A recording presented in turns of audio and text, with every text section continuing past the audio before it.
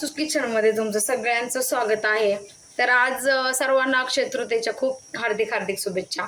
तर आज मस्त असं आपण आज आमरस बनवणार आहोत अक्षय तृतीया स्पेशल, कारण की आजपासूनच खरं तर आंबे खायला सुरुवात होत असते। तर चला आपण मस्त असं आहे आंब्यांचा मी असे मस्त छान असे मार्केटमधून आंबे आणलेले आहेत, तर आपण छान असा याचा आता आमरस बनवणार आहोत। तर छान असं मी याचा असं साल काढून घेतेय, तुम्ही पाहू शकता। आंबा म्हणजे काय बोलतो आपण त्याला, पिळून पण तुम्ही करू शकता, पण मी शक्यतो काय करतेय याचा असं साल काढून घेणार आहे आणि त्याच्यानंतर त्याला ग्राइंडरमध्ये फिरवून घेणार आहे। एकदम सिंपल आणि छान पद्धत आहे। तर आपण याचे साल काढून घेऊयात। तर फ्रेंड्स, छान असे मी आंब्यांचे याचे साल काढून घेतलेले आहे। तर आता काय करायचं आपल्याला, मस्त हा मी जार घेतलेला आहे, याच्यामध्ये छान याला असं कट करून टाकणार आहोत। हे अशा प्रकारे चाकूनच असं अल्लाद मस्त छान असं याचा जो गरा असतो तो काढून घ्यायचा आहे आपल्याला। मस्त असं छान असं काढून घेऊयात। आमरस असा आहे की जो कोणाला आवडत नाही असं नाहीये, लहानांपासून मोठ्यांना सगळ्यांनाच आवडत असतो आंबे म्हटलं की। आणि आता कसं सीझन चालू झाला आहे म्हणून प्रत्येक वेगवेगळे व्हरायटीचे आंबे आपल्याला खायला मिळतात।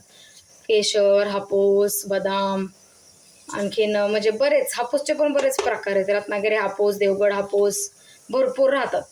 त्याच्यामुळं कसं होतं, कोणते आंबे खायचे किती खायचे चालूच राहतं।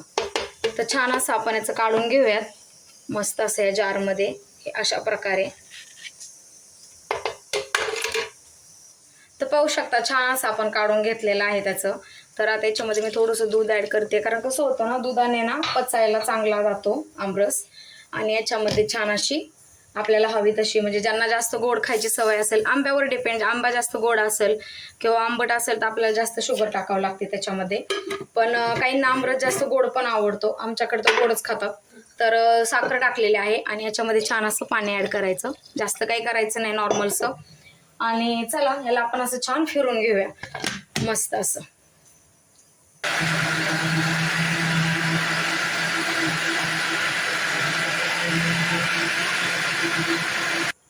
तर फ्रेंड्स, छान असा आपला मस्त आमरस तयार झालेला आहे। तुम्ही पाहू शकता किती मस्त झालेला आहे तो। तर छान असं याला वरतून तूप टाकायचं याच्यावरती आणि खायला घ्यायचा, खूप मस्त लागतो। आणि कसं आहे ना, हे काय असे एकदम युनिक वगैरे रेसिपी नाही, आमरस प्रत्येक जण बनवतो, त्यांची प्रत्येकाची बनवायची पद्धत वगैरे वेगवेगळी राहते। त्याच्यामुळे म्हटलं चला तुम्हाला पण मी माझी पद्धत शेअर करते। आपण याला पिळून पण बनवू शकतो, पण ते काय होतं जास्त एकदम हे, त्याच्यामुळे मी शक्यतो असाच बनवते। तर तुम्ही पाहू शकता किती मस्त आणि छान झालेला आहे। तुम्हाला जर माझी आमरसची रेसिपी आवडली असेल तर प्लीज माझ्या चॅनलला लाईक, शेअर आणि सबस्क्राईब करायला विसरू नका। पुन्हा भेटू एक छान मस्त रेसिपी घेऊन। तर भेटूयात नंतर। थँक्यू।